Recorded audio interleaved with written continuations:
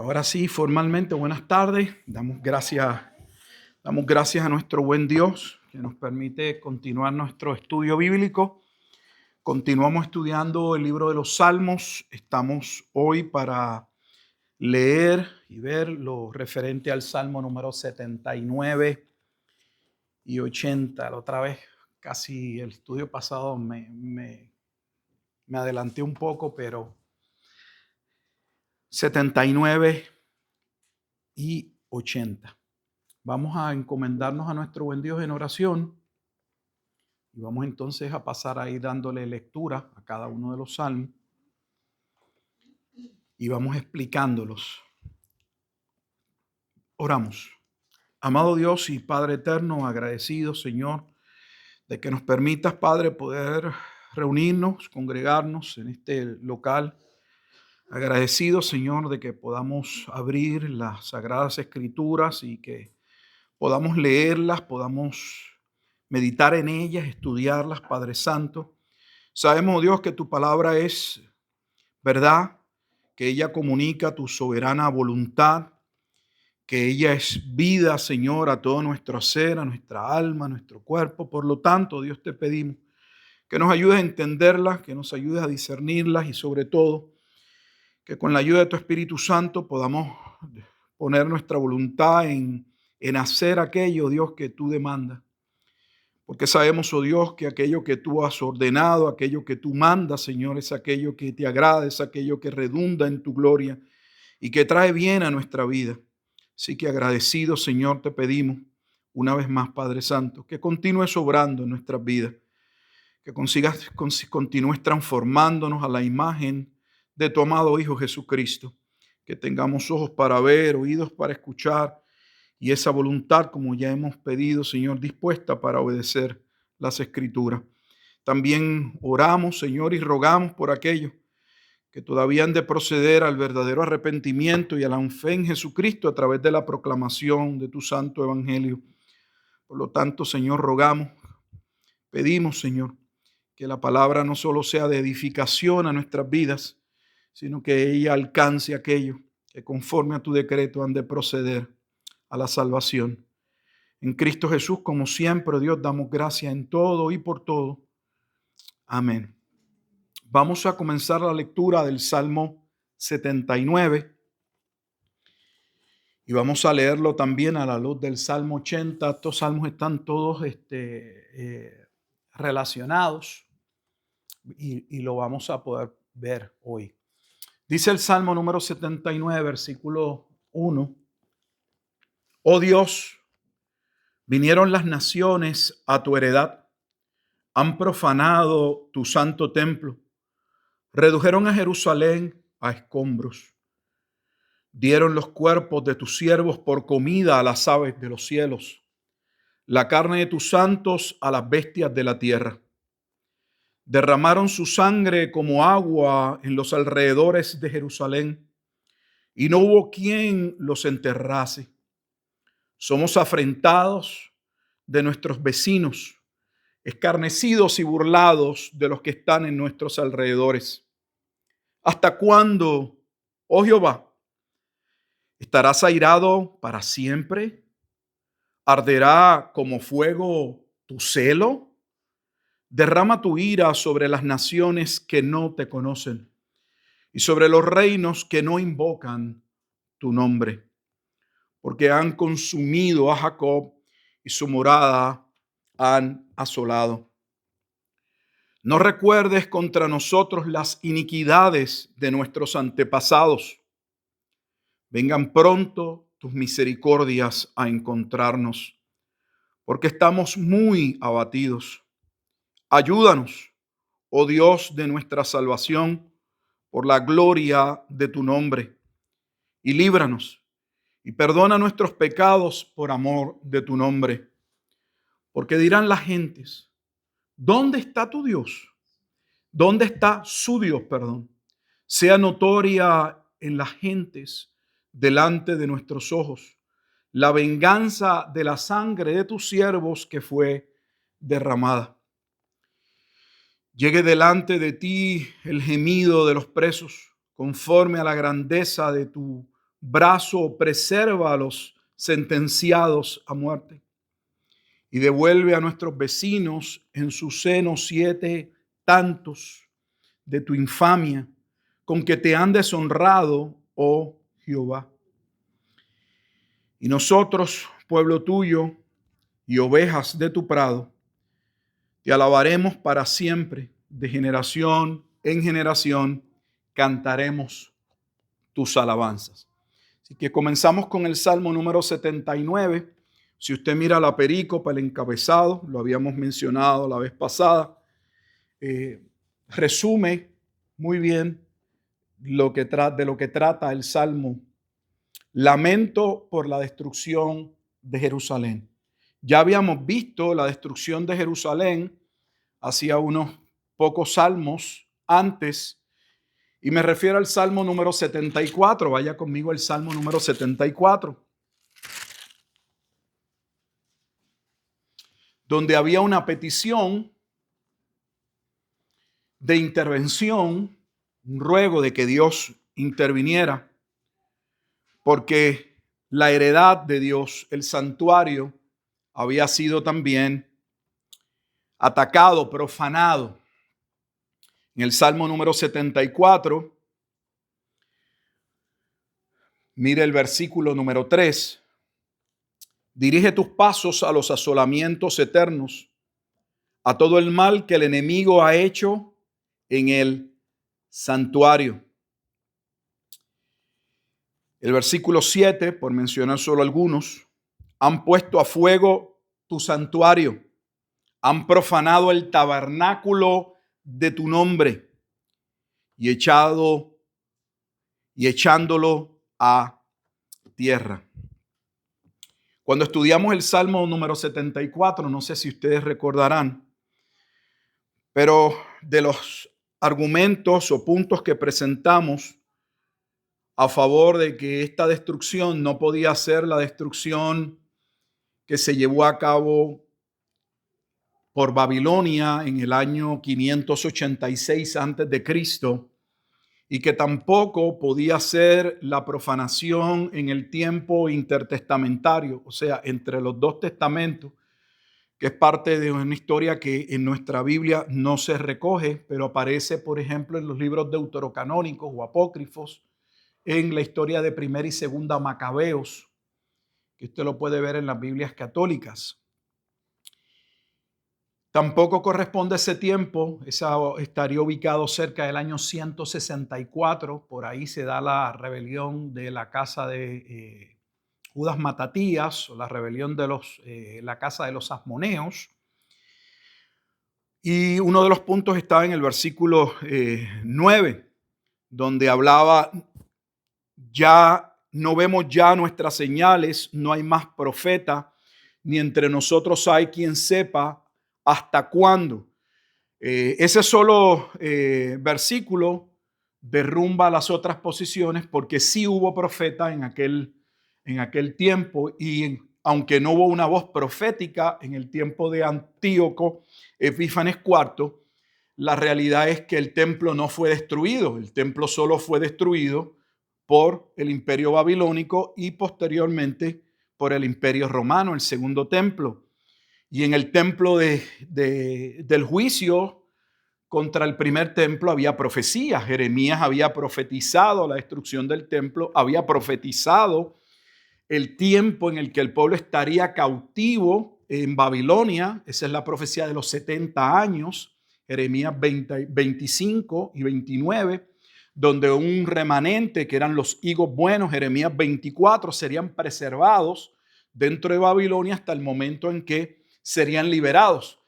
Que ese es exactamente el punto donde lo recoge Daniel en el capítulo 9. Daniel tiene en sus manos los pergaminos de Jeremías, está leyendo la profecía de los 70 años y cree que ya ha llegado el momento, se acerca el momento de la redención, y Dios le va a decir por medio del ángel Gabriel, el mismo que se va a aparecer a María, ya usó en sueño, que el Mesías no vendría hasta el jubileo de los jubileos, o las 490 años, o la profecía de los 70 semanas, 490 años. hubo profetas, y esos no son los únicos profetas. Donde no habría más voz profética sería con la destrucción del segundo templo, porque el último profeta del Antiguo Testamento, señalado por Malaquías, que ya lo hemos mencionado, era Juan el Bautista, donde Jesús lo señala, tanto en Mateo capítulo 11 como en Mateo capítulo 17. Si queréis saberlo, este es aquel del que habló el profeta Malaquías, y ellos lo entendieron. Y Jesús es la última voz profética, Hebreos capítulo 1, versículo 1 al 2. Allí se establece, Dios habiendo hablado muchas veces, de muchas maneras, dice finalmente en los postreros días nos ha hablado por su Hijo. Así que el contexto que vemos aquí cae totalmente con el momento de ese juicio futuro. En el Salmo número 79, el Salmo que corresponde al día de hoy, está ligado a ese lamento.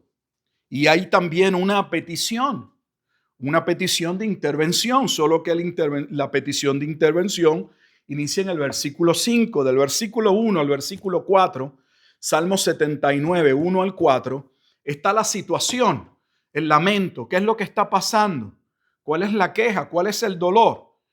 Y es la profanación del templo, el que ha habido una masacre. Dieron los cuerpos de tus siervos por comida a las aves de los cielos, versículo 2. La carne de tus santos a las bestias de la tierra. Derramaron su sangre como agua en los alrededores de Jerusalén. Así que sabemos que el epicentro es Jerusalén y el templo. Una vez más, este Salmo 79 es parte de la profecía del juicio que sucedería contra la ciudad de Jerusalén. Es importante en los primeros 4 versículos destacar que aunque hay una petición de intervención, porque las naciones han venido y han destruido al pueblo,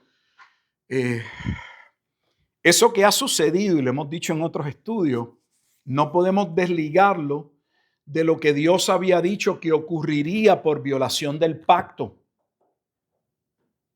Hay una petición ante la masacre, ante el asolamiento de Jerusalén, la destrucción del templo. Pero el punto es que ese asolamiento y esa destrucción del templo eran el resultado de su propio pecado. Por eso es que en el versículo 8, en ese mismo Salmo 79, no recuerdes contra nosotros las iniquidades, de nuestros antepasados. Ellos saben, pero no solo las iniquidades de los antepasados, sus propias iniquidades. Si vamos al libro de Deuteronomio, que estamos estudiando el domingo, y ya vamos a llegar a pasajes que son de mucha relevancia proféticamente hablando, ya vamos este domingo al capítulo 26 y del 27 casi al terminar es la parte profética de lo que iba a ocurrir. Si vamos al capítulo 28 del libro de Deuteronomio, vamos a tomar el versículo 15 y luego el 25 y el 26 para ver que exactamente el cuadro que se narra en Salmos era algo que ya se había advertido desde el tiempo mosaico. O sea, desde el momento en que el pueblo recibe la palabra de Dios, en el tiempo de Moisés, Dios les advierte. ¿Qué les advierte? Deuteronomio 28:15 dice, pero acontecerá, observe futuro, si no oyeres la voz de Jehová tu Dios para procurar cumplir todos sus mandamientos y sus estatutos que yo te intimo hoy, que vendrán sobre ti todas estas maldiciones y te alcanzarán. Dios nunca le dijo al pueblo, ustedes son mi pueblo, yo soy su Dios y yo los trato a ustedes como flor. No, Dios le dijo al pueblo, si no te arrepientes, si te apartas de la misma manera, te voy a destruir. El pueblo debía entender su necesidad de buscar a Dios de corazón, con sinceridad, pero no lo vieron. El pueblo de Israel solo entendía que porque eran descendientes conforme a la carne de Abraham. Eso los hacía sentir seguros de que eran impenetrables, de que no les iba a suceder nada. Algo parecido a lo que creen algunos cristianos hoy, que creen que porque son cristianos pueden vivir en pecado o no tomar en serio la palabra de Dios y que no les va a pasar nada. Eso no dice la Escritura, ni tan siquiera lo sostiene el Nuevo Testamento. Nosotros no leemos, pero yo se lo he advertido, cada vez que tomamos la cena del Señor, obviamos la parte donde se nos dice que debemos tomar la cena del Señor entendiendo que el que come indignamente a juicio come y bebe para siempre. Para sí. Entonces, el Nuevo Testamento destaca lo mismo. Y Pablo llega a decir, por lo cual hay muchos que duermen. No solo enfermos y debilitados, habla de la muerte.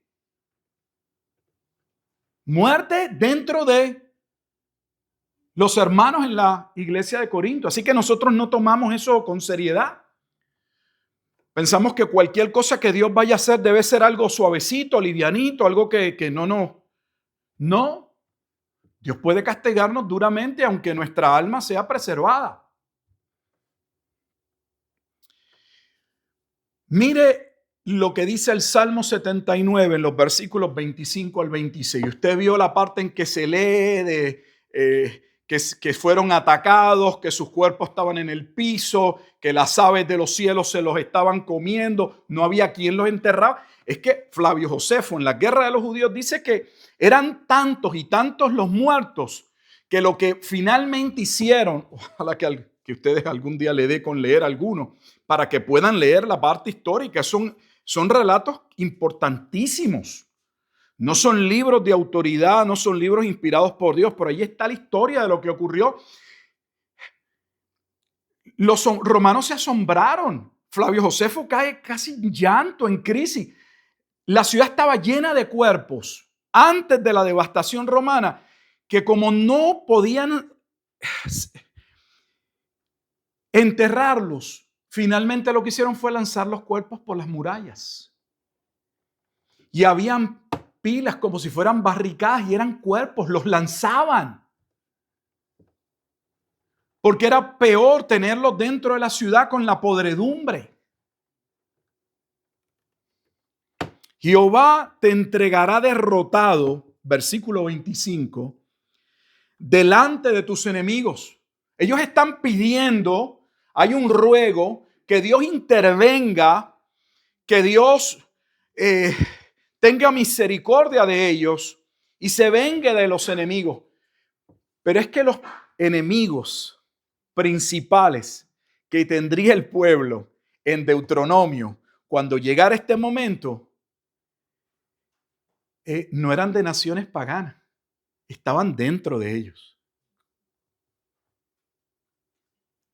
Jehová te entregará derrotado delante de tus enemigos. Por un camino saldrás contra ellos, por un camino saldrás contra ellos y por 7 caminos huirás delante de ellos.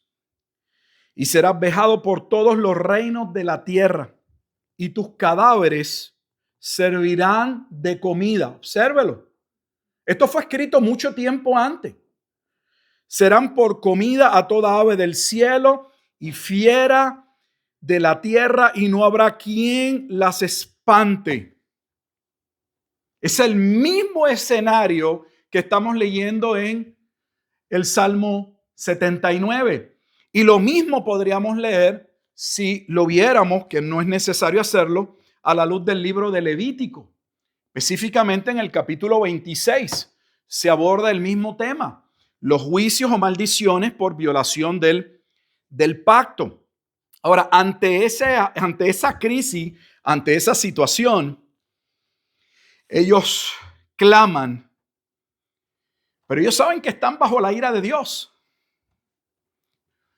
Obsérvalo en la pregunta en el versículo 5. ¿Hasta cuándo, oh Jehová? ¿Estarás airado para siempre? ¿Estarás airado para siempre con quién?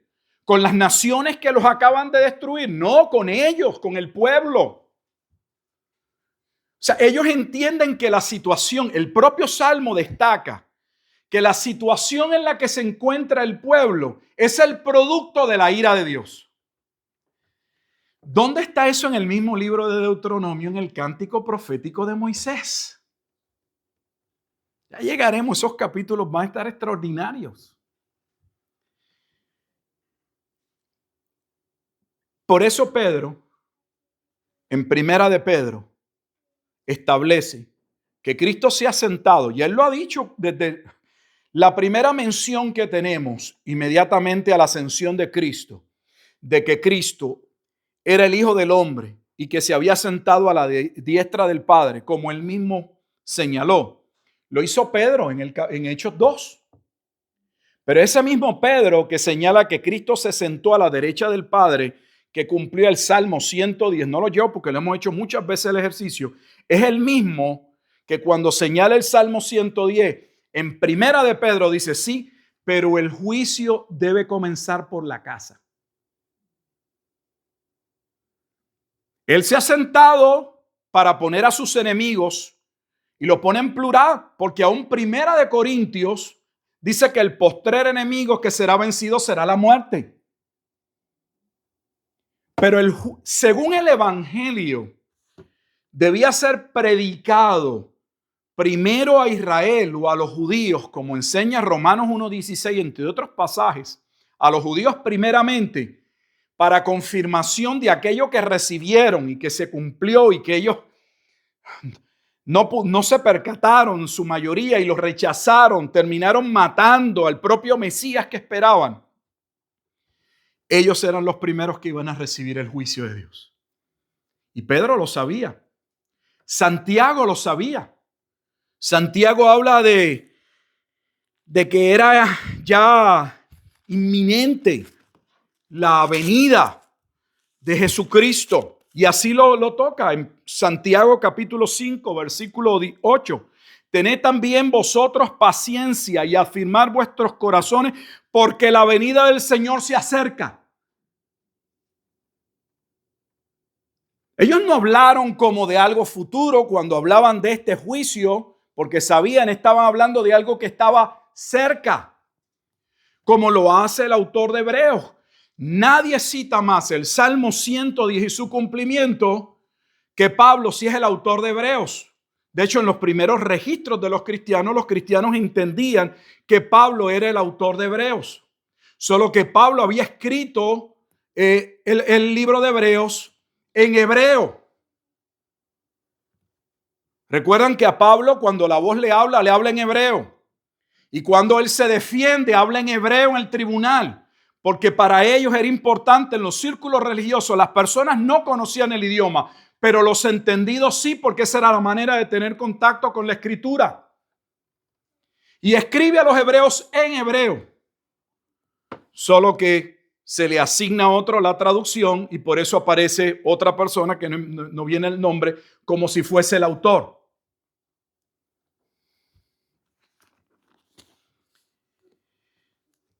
El juicio había caído por la ira de Dios, por las iniquidades de los antepasados, no solo de los antepasados, del pueblo.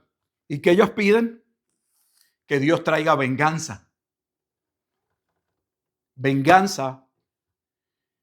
Pero el primer día de venganza que está estipulado en Deuteronomio es el día de venganza que iniciaría contra el pueblo de Israel. El día de venganza o el día de retribución que profetizó Moisés en Deuteronomio 32 es el mismo pasaje que en Lucas capítulo 21. Estos son pasajes que lo hemos visto mil veces. En Lucas capítulo 21, versículo 22 dice, porque estos son días de retribución para que se cumplan todas las cosas que están escritas. Solo que en nuestra Biblia no aparece una referencia, porque esas referencias fueron anotadas luego. Aparece una referencia al libro de Oseas, al día de retribución. al capítulo 9 del libro de Oseas. Pero ¿de qué trata el libro de Oseas en el capítulo 9? Casi nunca hemos ido. Vamos a este para que usted vea. Por lo general, vamos a la primera profecía, la profecía de Génesis, de origen, que es Deuteronomio. Pero Oseas profetiza exactamente lo mismo, solo que Oseas es muchos siglos después de Moisés, uno de los profetas menores. Mire el encabezado, el título, la perícopa del capítulo 9, Oseas 9. Porque Lucas está hablando del juicio que vendría cuando se cumpliese la abominación de desolación que había hablado Daniel. Cuando veáis a Jerusalén rodeada de ejércitos, sabed que su tiempo ha llegado. Su tiempo había llegado. Así que si estamos en Oseas capítulo 9, la perícopa, lo encabezado dice: castigo de la persistente infidelidad de Israel. ¿Y sabe de qué se le acusa? De ramera. Pero no sabemos quién es la gran ramera. Yo trato de no decirlo, pero es que tengo que decirlo. Yo no sé qué Biblia leen algunos, si es que la leen. Yo pienso que algunos lo único que hacen hoy es solo leer papelitos, buscan una información y ellos solo leen la información, le dan crédito a la información y espepitan la información, repitan la información sin cotejarla. El Antiguo Testamento claramente dice, no solo anuncia el juicio futuro de Jerusalén, sino ¿por qué razón? Porque te has convertido en una prostituta, en una gran ramera. Mire cómo inicia el versículo 1. No te alegres, oh Israel, hasta saltar de gozo como los pueblos. O sea, que no tengas mucha alegría por lo que te va a suceder. Mire lo que dice. Pues has fornicado, apartándote de tu Dios. Amaste salario de ramera en todas las eras de trigo. Dios le está diciendo, te has prostituido, te vendiste. ¿Y qué era lo que iba a suceder? Pues les dije que Levítico 26, Deuteronomio 28 estaban bajo un pacto, establecía que de ellos no obedecer iban a pagar ¿qué? El castigo, la ira de Dios. Mire lo que dice el versículo 6 y 7. Creo que podemos ir directamente al 7. Vinieron los días del castigo. Oseas 9:7. Oseas 9:7 es el pasaje del cual está tomando Lucas. Observe. Por eso le digo, no necesitamos una Biblia de estudio, solo leer nuestra Biblia. De hecho, ya hay personas, los correos que yo recibo. Pastor, nunca había visto, estoy sorprendido. Es más, alguien me dijo, gasté mi dinero en Biblias de estudio. Y ahora veo que lo único que tengo que hacer es leer los pasajes de referencia. Me ayudan más que leer las notas de la Biblia de estudio. Leyendo su propia Biblia. Permitiendo que la Biblia interprete la Biblia. Vinieron los días del castigo. Vinieron los días de la retribución. Esos días de la retribución que hablaban del castigo son los que Jesús está hablando y Lucas 21, que tiene que ver con Mateo 24 y con Marcos 13, el día de la abominación de desolación, dice, esos días han llegado. Y lo pone en plural. ¿Por qué en plural? Porque no fue Moisés solo el único que habló del juicio que vendría. Aquí tienen otro profeta hablando del castigo que vendría sobre la ciudad de Jerusalén. Oh, pero déjeme añadirle algo porque va a ser bueno para conectarlo con el Salmo 80. ¿Cómo se le llama a la ciudad que va a ser devastada? La viña. Oseas también le llama de esa manera. Oseas 10. Oseas 10:1. Israel es una frondosa viña. Esta es la viña que fue profetizada en muchos profetas, pero específicamente en el profeta Isaías, que sería destruida. Por eso tenemos diferentes parábolas que hablan de la viña, pero las personas no entienden, creen que solamente, pues, como el contexto es una sociedad agrícola, pues sí, tenían viñedos y por eso le habla de la viña y no entienden el aspecto escatológico. Vaya conmigo a Isaías para que veamos la viña. Isaías capítulo 1.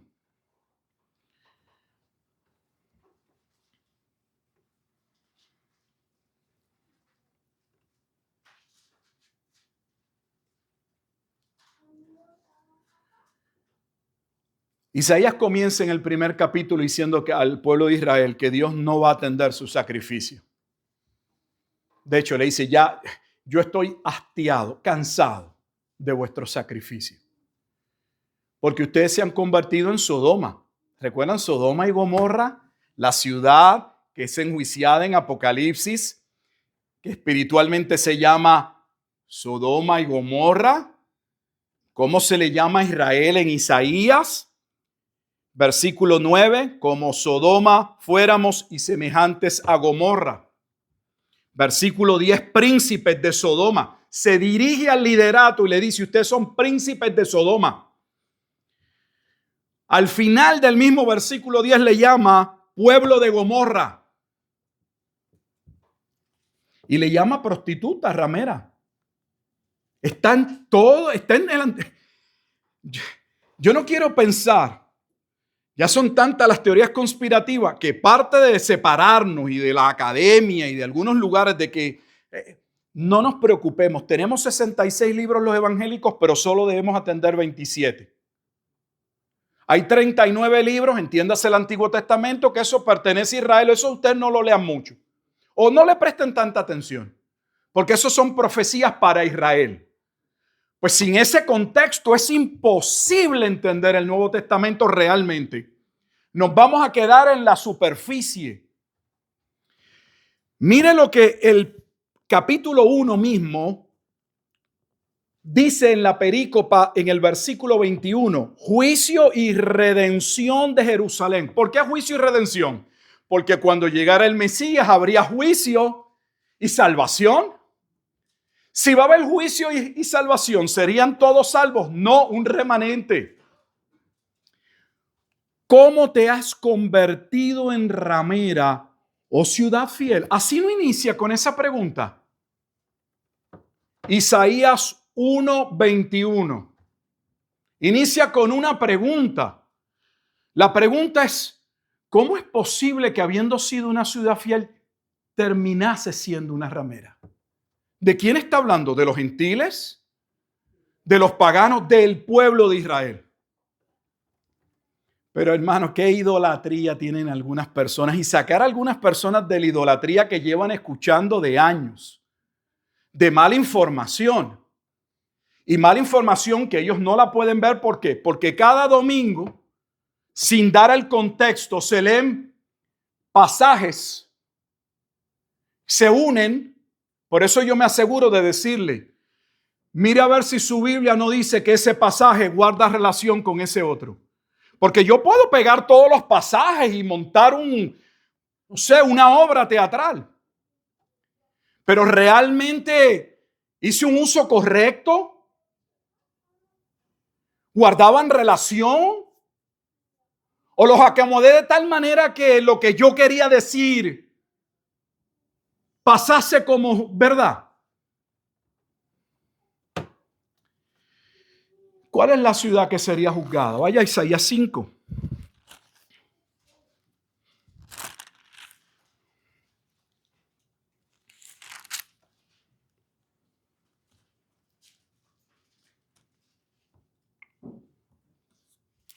No menos de 6 veces.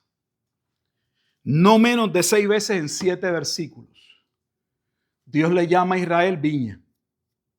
Y una viña que iba a ser destruida. Parábola de la viña. O sea que esta es la parábola base de las parábolas en el Nuevo Testamento. Pero como nosotros no vamos al Antiguo Testamento, pues ni nos imaginamos. Ahora cantaré por mi amado el cantar de mi amado a su viña. Tenía mi amado una viña en una ladera fértil, Canaán. La había cercado y despedregado y plantado de vides escogidas. Había edificado en medio de ella una torre y hecho también en ella un lagar. ¿Recuerda el lagar de la ira de Dios que es aplastado en la venida del Hijo del Hombre? Apocalipsis 14. Y esperaba que diese uvas y dio uvas silvestres. Ahora, pues, escuche, vecinos de Jerusalén y varones de Judá, juzgad ahora entre mí y mi viña. Dios mismo plantea su caso. Yo tomé este pueblo, era como una viña, los planté, los puse en una ladera, una tierra fértil, y mira lo que va a suceder. Versículo 4. ¿Qué más se podía hacer a mi viña que yo no haya hecho en ella? ¿Hay algo que yo no hice?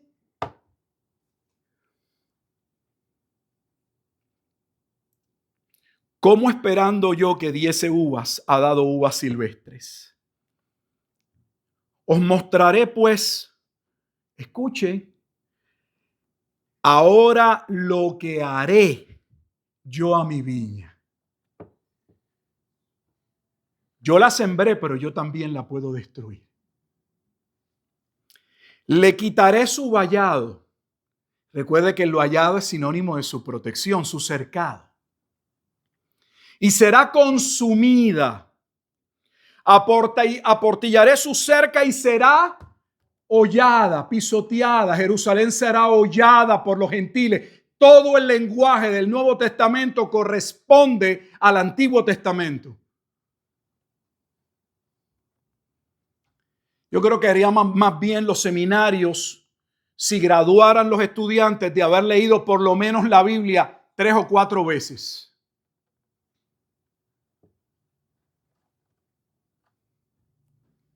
De hecho, me dieron la oportunidad de dar un curso que cuál libro iba a escoger, ninguno, la Biblia. ¿Quieres que ponga un libro? Puedo poner un libro para referencia, algún otro tema. Vamos todo el curso por la Biblia. Porque es que estar leyendo el libro de otro. No es que no hayan libros que no puedan ayudarnos, personas que hayan estudiado y puedan resumirnos, traernos buenos puntos y argumentos para estudiar. Pero nuestra fuente debe ser la Escritura. Nos jactamos y nos matamos. No es la Biblia, es la Biblia. Pero luego usted habla con personas y no pueden citar la Biblia. Es que fulano dice, es que la Biblia dice.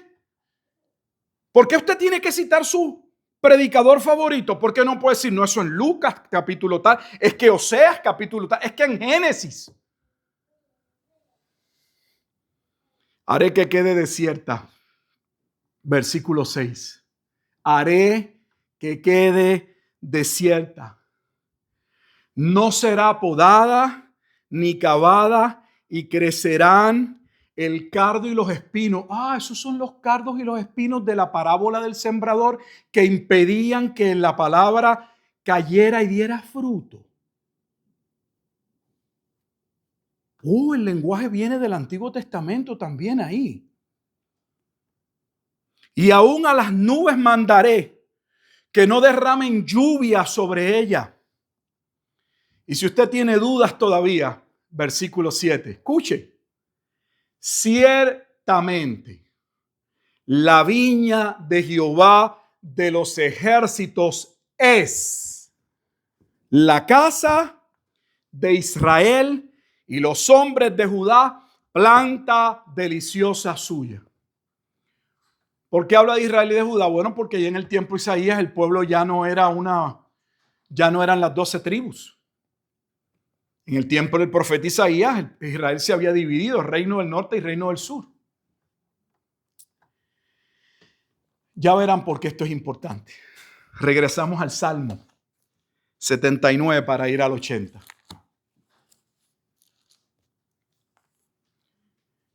Salmo 79. Así que tenemos en el Salmo 79, podríamos dividir ese salmo, bosquejarlo en dos partes. Versículos 1 al 4, la situación de asolamiento, de destrucción de Jerusalén y del templo. La masacre, una situación de caos, y ante esa situación, un lamento y una petición que inicia en el versículo 5 hasta terminar el versículo 13. Donde ellos piden, Dios, actúa a nuestro favor y cantaremos a tu nombre. Así termina. Pero esa petición de intervención de Dios no termina en el capítulo 79. Continúa en el Salmo 80. Véalo. Oh pastores de Israel, Salmo 81. Oh pastor de Israel, escucha.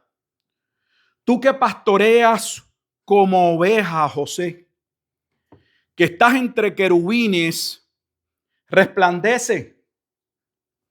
Despierta tu poder delante de Efraín, de Benjamín y de Manasés y ven a salvarnos. Le están pidiendo, Dios, interven. Tú no eres el Dios de nuestro pueblo. Tú no habitas en medio de los querubines. ¿En medio de los querubines qué? Tú estabas en el templo. ¿Recuerdan el arca? El arca tenía los querubines. Oh Dios, restáuranos, versículo 3. Haz resplandecer tu rostro y seremos salvos. Siguen pidiendo por intervención, Jehová, Dios de los ejércitos. ¿Hasta cuándo mostrarás tu indignación contra la oración de tu pueblo? Dice, vemos que oramos y ¿qué? Y no intervienes, pero es que Dios le había dicho eso mismo. Lo leímos en Proverbios. Eso es exactamente Proverbios 1 al final. La sabiduría habla y dice, yo he hablado, tus papás te han hablado, yo he hablado en las puertas, en todo lugar he hablado. Cuando te sobrevenga, cuando venga sobre ti lo que tú temes, entonces clamarás y yo no oiré. Se lo traigo a Proverbios porque lo estamos también estudiando. Todo se conecta. Véalo, no importa el libro en el que estemos. Hay una coherencia, hay correspondencia, hay correlación. Le diste a comer pan de lágrimas. Esa es la situación en la que se encuentra el pueblo. Y a beber lágrimas en gran abundancia. Nos pusiste por escarnio a nuestros vecinos y nuestros enemigos se burlan entre sí. Así no inicia el Salmo 79. No está hablando de la burla, somos afrenta. Versículo 4, 79, somos afrentas de nuestros vecinos. Pero nos han dicho que también los salmos, ¿no? Porque hay que ver, porque este salmo es en tal época y este es de tal autor y todos separados y nunca podemos ver el cuadro.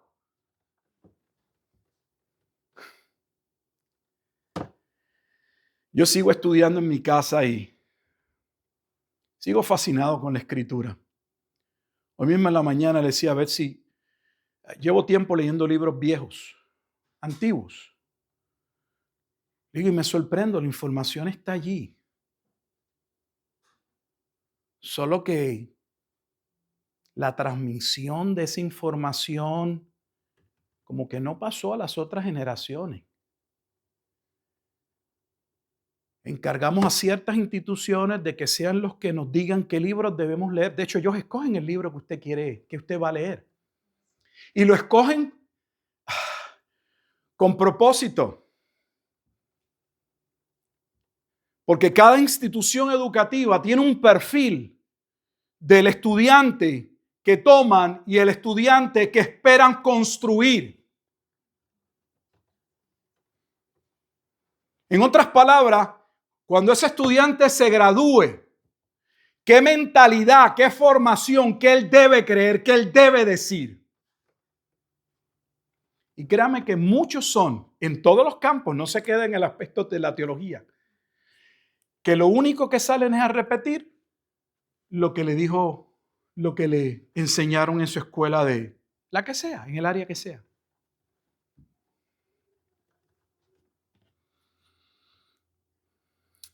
Veamos la conexión con la viña. Versículo 8. Hiciste venir una vid de Egipto. ¿Cuál es la vid que él escogió, que sacó de Egipto y plantó? Que es la vid de la que va a hablar Isaías. Recuerde que los salmos son anterior a Isaías. Por eso es importante el saber cuándo los libros fueron escritos también. Porque nos ayudan a ver, no solo para la interpretación específica del libro en el que estamos leyendo, estamos estudiando, sino para poder ver el panorama. Porque la historia que traza la Biblia, a diferencia de otros pueblos y de religiones orientales, que en ocasiones es circular. Usted va a escuchar muchas veces la frase, la historia es circular. Pero así no es la historia, si piensan que es la vida. De hecho, hasta en las películas de los niños, en Lion King, la rueda de la vida, los ciclos, la reencarnación. Pero la historia trazada en la Escritura, porque la Biblia cuenta la historia de la redención. Establece a Dios como el creador y va colocando a Dios en diferentes tiempos y momentos interviniendo en esa historia, pero esa historia es lineal. Y no tiene que ser circular, solo que en un momento dado pasa de ser una línea lineal en tiempo y espacio a un plano eterno.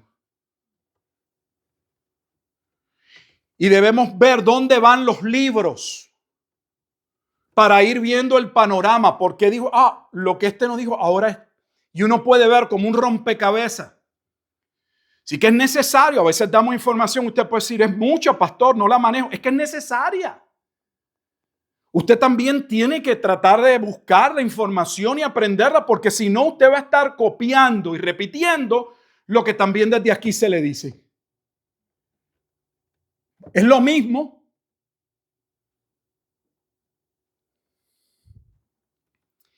Hiciste venir una vid de Egipto.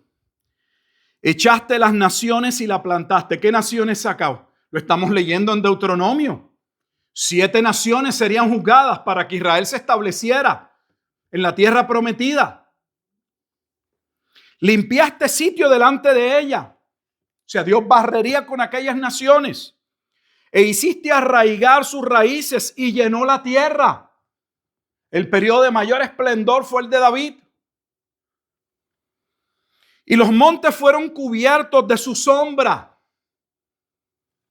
Porque se ve al pueblo como un árbol. Lo vemos en los profetas. Por eso habla de los árboles que serían cortados.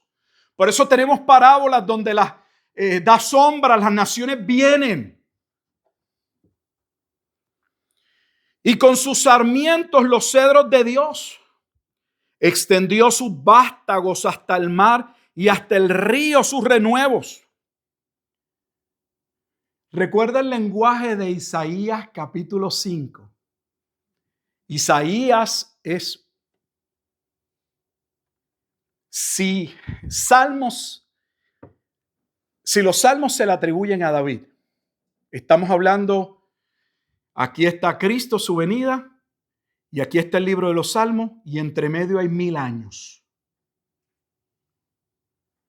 Pero ahorita estamos en Isaías.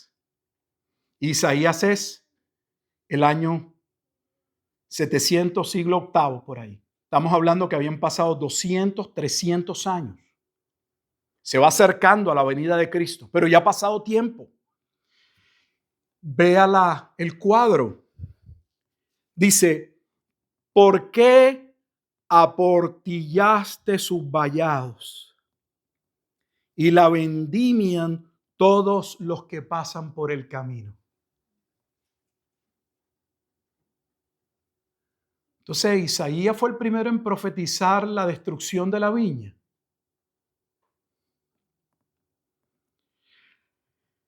La destroza el puerco montés y la bestia del campo la devora. ¿Y cómo termina el salmo? Más que con una petición, con una declaración de la intervención de Dios cuando llegara el ungido, el Mesías, el Hijo del Hombre.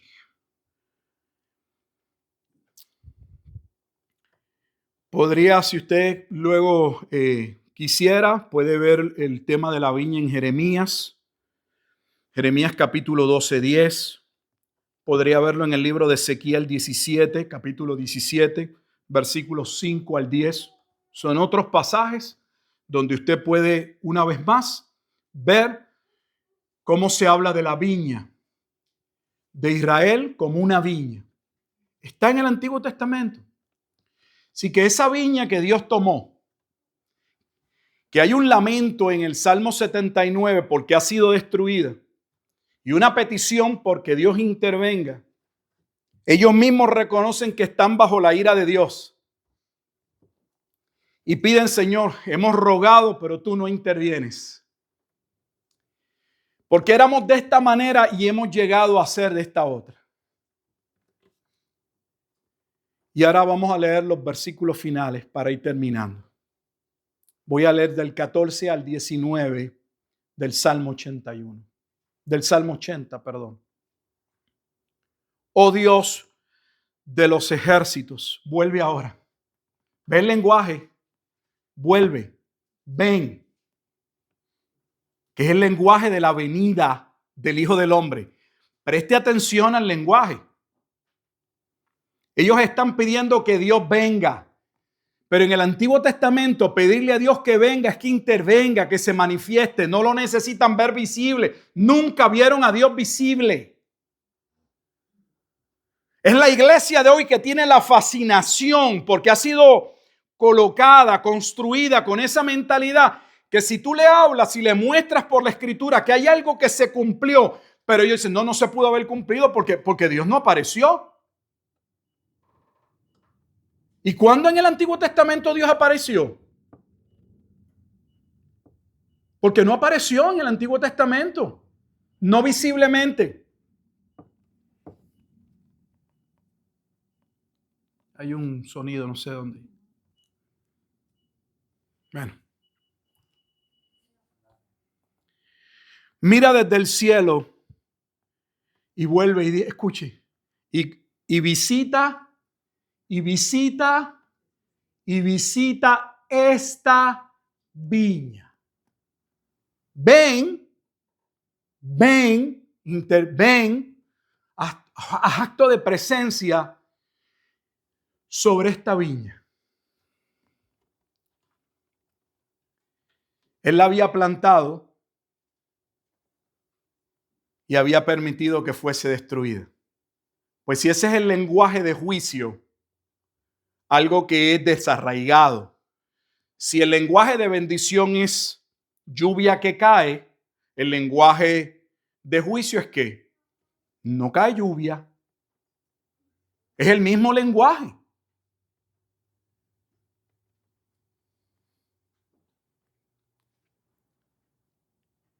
La planta que plantó tu diestra, escuche, la planta que plantó tu diestra es tu favor, tu voluntad sobre nosotros y el renuevo que para ti afirmaste. Recuerde que ese renuevo es el renuevo que Isaías dice que iba a venir posteriormente. Por eso le llama a Jesús, le llama a David o al Mesías el renuevo.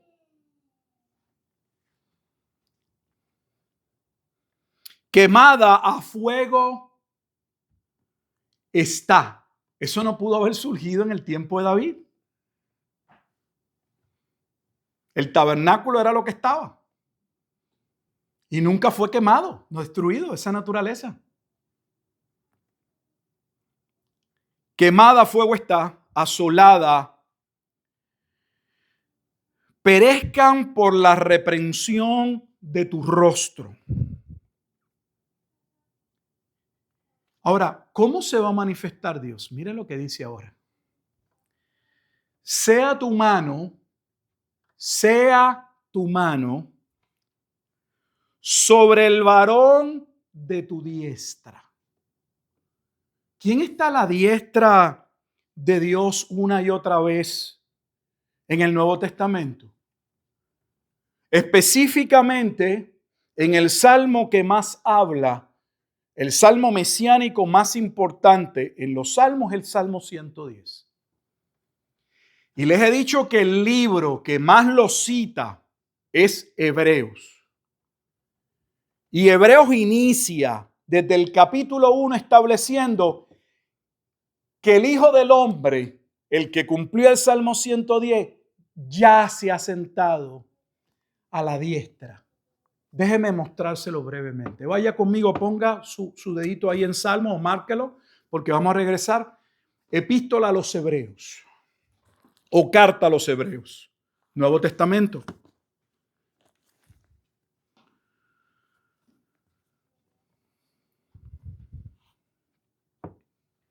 Versículo 3 al final. Hebreos capítulo 1, el mismo capítulo 1, versículo 3. Mírenlo cómo concluye ese versículo. Se sentó a la diestra de la majestad en las alturas. ¿Quién se sentó? Cristo, el Hijo del Hombre. Hebreos capítulo 8, Hebreos capítulo 8, versículo 1. De hecho, de esto trata la carta a los Hebreos. Vea cómo lo dice Hebreos 8.1. Escuche.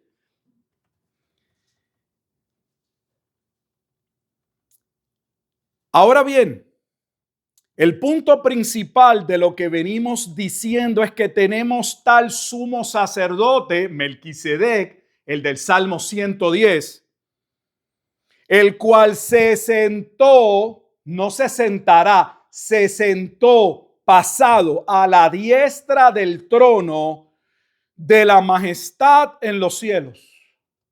Se sentó. Hebreos capítulo 10. Yo creo que con estos tres pasajes, dice la Biblia, con 2 o 3 testigos, se cierra todo asunto. Hebreos 10:12.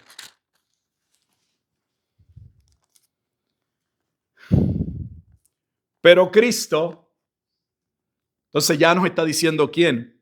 Pero Cristo, habiendo ofrecido una vez para siempre un solo sacrificio por los pecados, se ha sentado, pasado a la diestra de Dios.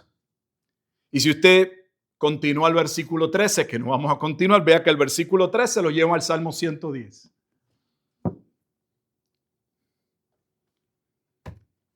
Es innegable, irrefutable. Entonces ellos piden finalmente en el Salmo 80 que Dios venga, que Dios intervenga. Pero aquí lo glorioso es que por inspiración obviamente divina, le piden que intervenga, pero le piden que intervenga por medio del varón de tu diestra. Si los salmos fueron escritos por David, y ya lo hemos dicho, perdone que repitamos muchas cosas, pero es importante y le ayuda a recordar. No fue a David al que Dios le profetizó cuando quería construir un templo, que Dios levantaría un varón de su linaje, que tendría un reino eterno y que ese varón levantaría casa. No sé si pueda ver el impacto. El templo está destruido. Hay asolación, desolación. Pero el salmista recuerda, le pide a Dios que intervenga, pero dice, ok, interven por medio del varón que tú señalaste. ¿Cuál es el varón que Dios señaló? Está aún en los salmos. Porque segunda de Samuel, luego está aquí en los salmos. Segunda de Samuel 7 es el Salmo 89, es el Salmo 132. Ya los habíamos visto, llegaremos a ello. Salmo 89, solo para que vean. Salmo 89, versículo 4. Lo voy a leer desde el 3. Hice pacto con mi escogido. Ese es el varón. Juré a David mi siervo, diciendo, Salmo 89, 4. Para siempre confirmaré tu descendencia y edificaré tu trono por todas las generaciones. Y si puede ver ese mismo versículo 4, le lleva varias citas, que no solamente son las citas de 2 de Samuel y 1 de Crónicas, donde está la historia de la profecía de este Mesías que ha de venir, sino que luego le dice que este pasaje aparece en el Salmo 132, versículo 11. Y luego le dice que la confirmación de ese salmo aparece en Hechos 2:30, que fue Pedro el que confirma que Jesús se ha sentado. No estamos usando una Biblia de estudio, solo leyendo la Biblia, viendo las referencias y nos llevan. Entonces, ¿quién es el varón que vendría a intervenir? ¿Cómo se llama ese varón? ¿Cómo se le llama? Escuche, ya estamos terminando. Salmo 80, 17. Sea tu mano sobre el varón de tu diestra, sobre el Hijo de Hombre, que para ti afirmaste, que tú estableciste. Es el Mesías. De hecho, los judíos reconocen que está hablando del Mesías.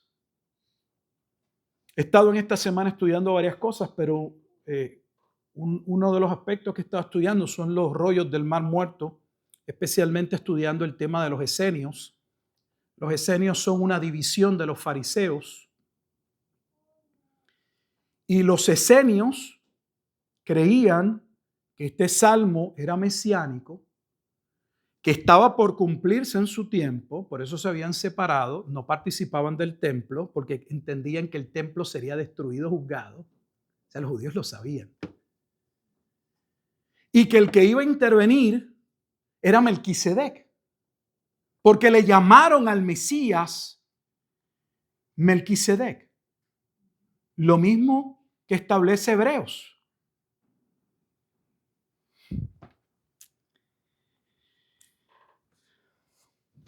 La obra que haría el Hijo de Hombre o el varón que actuaría por la diestra de Dios, mire lo que haría.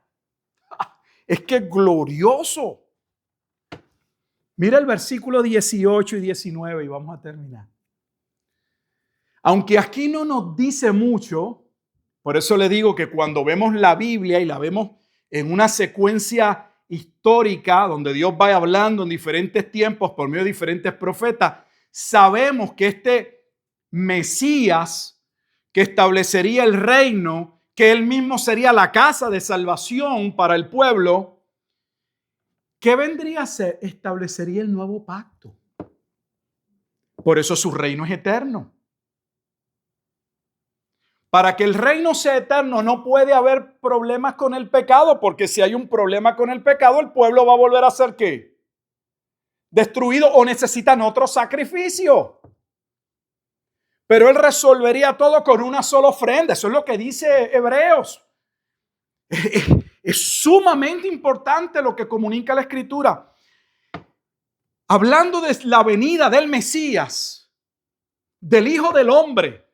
Yo no les había hablado del Hijo del Hombre en Salmo. Yo he escrito sobre el Hijo del Hombre y nunca he puesto el Salmo 80, porque yo mismo voy aprendiendo. Lo he dicho, yo no tengo problema. Así no nos apartaremos de ti. Cuando Él intervenga, cuando tú intervengas por medio del varón que tú afirmaste, el varón de tu diestra, cuando Él venga, no nos apartaremos de ti. Vida nos darás e invocaremos tu nombre. Sé que la salvación estaba en la intervención futura. Ese pueblo descansaba en que Dios interviniese a su favor a través de un hombre que Dios le llama mi hijo en 2 de Samuel 7. Y termina el salmo. Oh Jehová, Dios de los ejércitos, restáuranos, haz resplandecer tu rostro y seremos salvos. No se pierda los salmos que vienen. Nos queda, léalos, estúdielos. Para mí son maravillosos. Bueno, nunca pensé encontrar tanta información tan increíble, tan relevante en los salmos. No es que menospreciaba los salmos, pero ya se los he dicho, los veía. Solo se leían los salmos en la iglesia donde yo me crié por muchos años, me formé cuando era pequeño, aunque no era salvo, pero veía que los salmos solo se usaban en lo que llamamos el devocional. Por lo general, quien dirigía el devocional en la mañana, su lectura era un salmo. Nunca comentaba del salmo, pero vamos a leer el Salmo 91, vamos a leer el Salmo 23. Se leía un salmo y uno se quedó con los salmos solo con una lectura de alguien que pasa por situaciones como nosotros o quebrantos, que tiene luchas y que nosotros nos podemos ver, reflejar en eso, en esa situación particular y nada más. Pero ya vemos que el fundamento y la cristología, el aspecto de la soteriología, de la salvación y la escatología unidas de la mano son increíbles en los salmos. Así que terminamos por hoy. Vamos a orar. Amado Dios y Padre eterno, te alabamos y te damos gracias, Señor, por tu bendita palabra. La verdad es que es un privilegio poder tener el tiempo, porque así tú lo dispongas, para poder estudiar y prepararme lo mejor posible, para poder venir a la congregación de los santos, en el mismo pueblo donde yo me congrego y poder compartir tu palabra. Ayúdanos, Señor, a deleitarnos en tu palabra, que tu palabra continúe obrando, corrigiéndonos, afirmándonos, y que podamos, Padre Santo, en esa afirmación, en ese entendimiento de tu palabra, poder comprender, como Pablo dice en Efesios, ese amor tuyo que excede nuestro conocimiento. Pues Efesios 5 dice que somos hijos amados, para que nosotros, oh Dios, podamos, Señor, con sinceridad y de buena voluntad sujetarnos, vivir como luz, pues somos hijos de luz. Perdona nuestras ofensas y nuestros pecados y ayúdanos a no taparlos, a no meramente como el pueblo pedir porque te presentamos nuestra situación, pero no te presentamos nuestra condición, que es muy probable que sea la razón por la que estamos en esa condición, en esa situación. Ayúdanos, Señor, a confesar nuestros pecados delante de ti, a procurar la santidad, sin la cual la Escritura dice nadie verá al Señor. Oramos por aquellos que están aquí, rogamos por aquellos que pudiendo estar no están, Que pongas tú también el querer y en su buena y tu bendita voluntad sobre ellos para que, oh Dios Señor, aparten un tiempo para estudiar tu bendita palabra, para ser instruidos, corregidos, afirmados, como ella misma ensevera. Te damos siempre gracias en Cristo Jesús, Señor nuestro, en todo y por todo. Amén.